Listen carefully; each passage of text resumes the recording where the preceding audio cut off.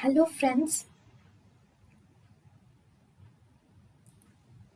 welcome to Creative Medicine.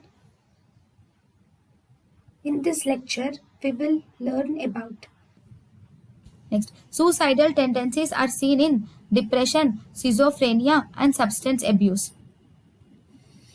In schizophrenia, the suicidal tendencies are responsible for premature death in schizophrenia. Suicidal tendencies are also seen commonly in depression and substance abuse. They are not common or they are not seen in post-traumatic stress disorder and anxiety. So, suicidal tendencies are commonly seen in depression, schizophrenia, and substance abuse. thank you and thank you for watching.